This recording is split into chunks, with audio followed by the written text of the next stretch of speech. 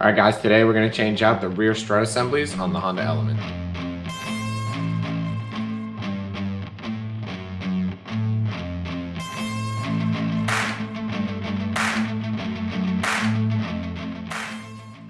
Alright, so here we are with the wheel off. You can see your strut lives back here. You're going to have some mounting hardware up top, as well as one single bolt down here holding it into the trailing arm. You also have your sway bar end link, which may need to be removed in order to get the trailing arm to move as much as you may need. But other than that, it's a pretty straightforward. This hardware up here is accessible through the trunk, but we may need to flip the seats up to get them up and out of the way. And that should really just about do it. Other than that, it's about 3 bolts and we should be done. All right guys, so here we are in the back seat of the Element. I do have the driver's seat where I normally sit, so you can see there's plenty of space. But one of the cool features about this car is that these seats do flip up. So basically to pull the pull string, lay everything back, and then release it from down here, and then you can flip the entire seat up. There's also a mechanism in the side where you can pull the whole seat out. So whatever I gotta do in order to access the top of these struts, I'm gonna go ahead and get that done. But if you haven't seen it, it's kind of a cool process. It makes the car a little bit more of a utility vehicle. I can fit some pretty large objects back here when I don't have seats in here, and it's pretty good to use for just general driving, especially if you have 4 relatively large individuals and 2 of them have to sit in the back. There is a ton of headroom and a ton of leg room. So I'll go ahead and get these seats flipped up, and then we'll get started on unbolting things for these rear struts. All right guys, so here we are in the back of the car. You got the seat flipped up, and you can clearly see the access panel here for the top of the strut. So I'll go ahead and pull this off. So here's the top of the strut. You got 2 bolts that hold the strut in. So we'll go ahead and get those loose, and then we'll go back down to the underside of the vehicle to finish the rest. All right, so it's a 14mm nut. I'm gonna go ahead with the extension, break them loose, and then if I can get the gun in there, that'll speed things up, but here we go.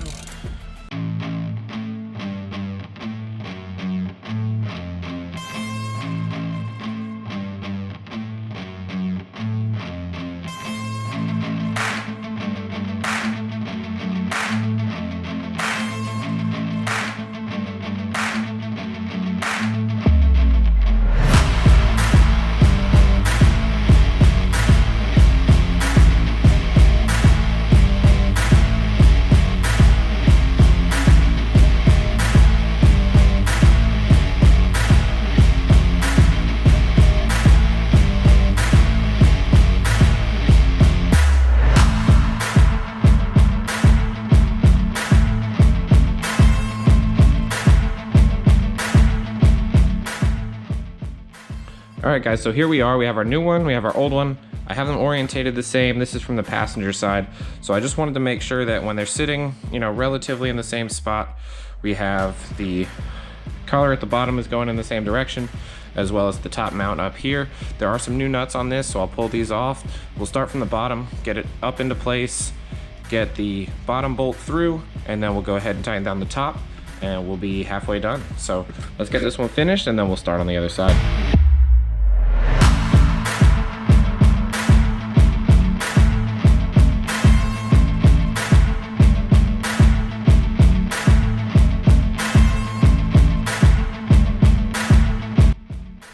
So I've changed my plan a little bit here. I got it kind of mocked up in place, and I'm gonna go ahead and put the nuts on here.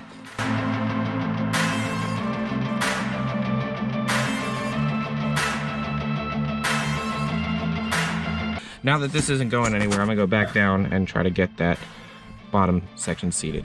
All right, so I've gone ahead and I've put a pry bar here, and what I'm gonna do is I'm gonna pry down on this control arm, and hopefully that'll help me be able to pull the strut here into space.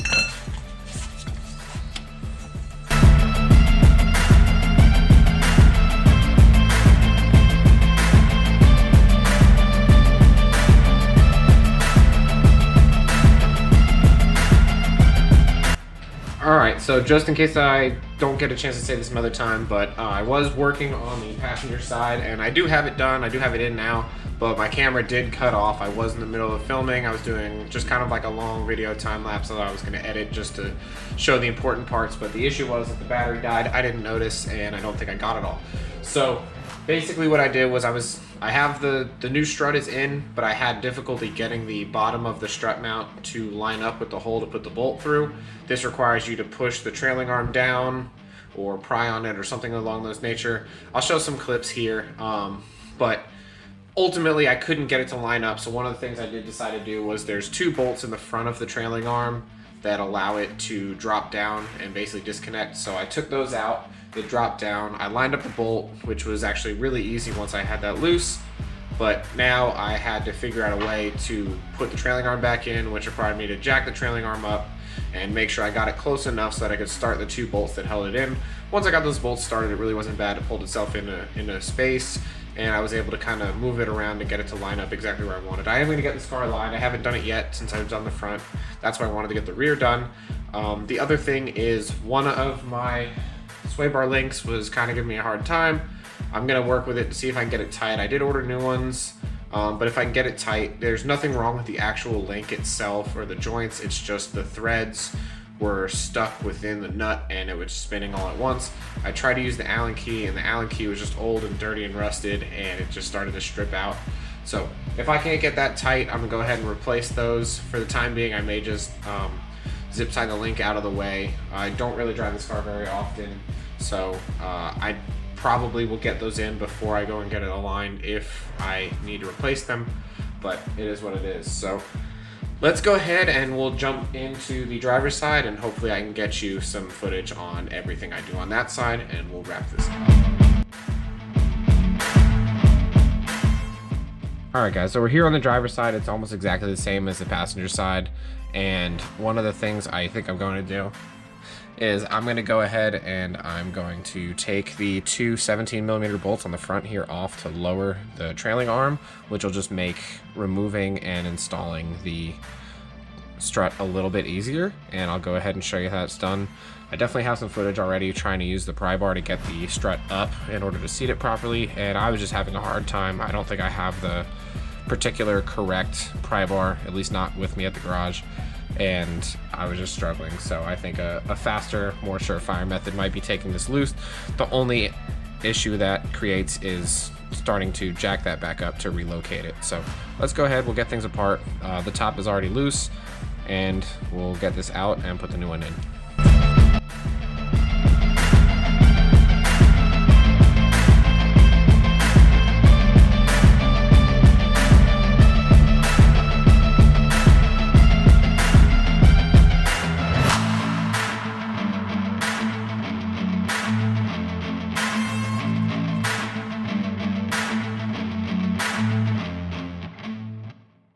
Alright, so now that I have the old strut out, I can go ahead and get the new one in, which I can do from down here.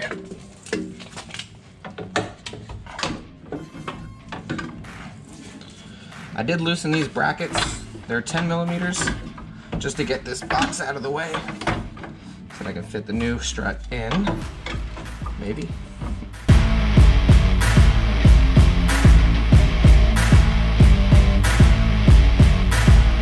Get that seated in there, and then we'll go inside. We'll put the 2 screws on top, 2 bolts, and then we'll get the bottom seated and get everything back in place. All right, so we're back inside. I'm gonna go ahead and put the new nuts on the new strut.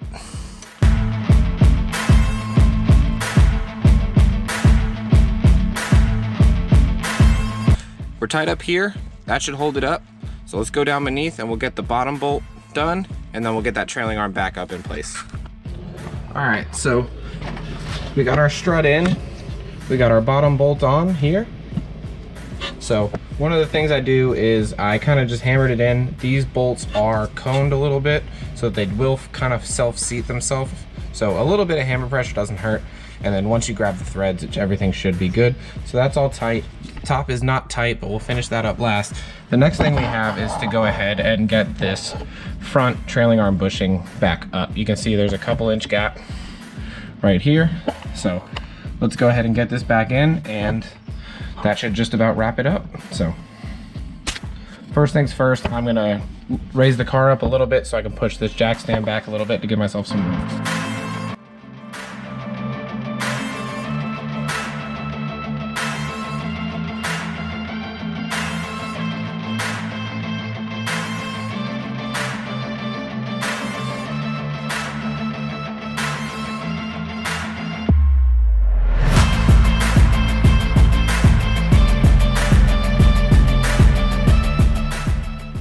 Alright, just a quick look from underneath the car. Here is your lower bolt. This is a 17. The new strut is in. The top isn't tightened yet. The tops are normally a 14. The new ones are 15, but still a 17 on the bottom here. I also have these two bolts over here. You can see one here, right here, and then one on the other side. This is the front trailing arm bushing. I did loosen that just to give myself a little wiggle room to get this. You can see how much space is in here. Just trying to pry this up with a pry bar. I was having trouble locating the bolt on the other side, so I decided that taking the trailing arm down was a little bit easier. Still a little bit of work because you have to jack that up and then line up those two bolts, but it was a little bit more attainable with the tools that I have.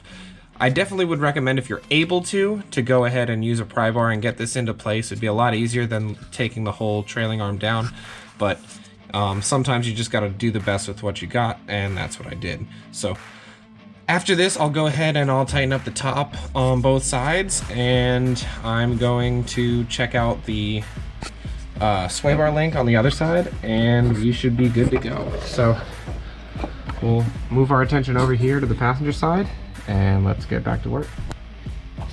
All right, so just to give you an idea, basically what happened was I was able to get one side off, but the other side was starting to loose, and then it bound up, and then the center of the post actually has an Allen key in it, but it's stripped out. So I ordered some new ones. They're gonna come in. I'm not sure if I'll do them in this video or the next video or not, but if they do come in, then we'll put them in. And if not, I will catch you in the next video and we'll do it then. So as of right now, all I need to do is tighten up the tops here and we'll be done. So I'll tighten up the tops, throw the wheels on, torque everything, and then we'll go ahead and give it a little test drive and see how it goes. I wouldn't recommend driving without a sway bar link. I'm just gonna drive around the block, at which point it shouldn't make any difference, but I definitely am not gonna get it aligned or drive it any particular distance until I get these sway bar links in.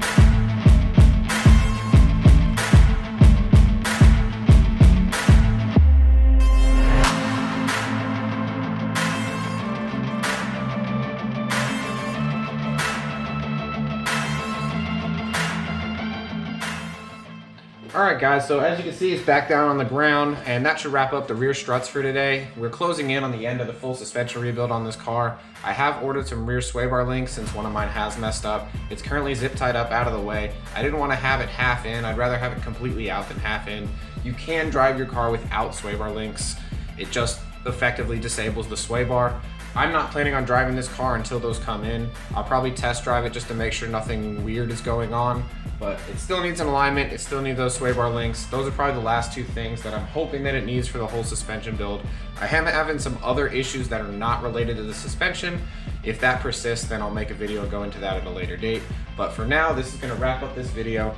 The passenger side gave me a little bit of a struggle. It was the first one I did and just figuring some things out, but the driver's side definitely went much more smoothly. And hopefully some of you guys are watching this and found this video helpful. And if you do, definitely let me know. Send a comment. Don't forget to like, share, subscribe. Every little bit helps, and we'll catch you in the next video.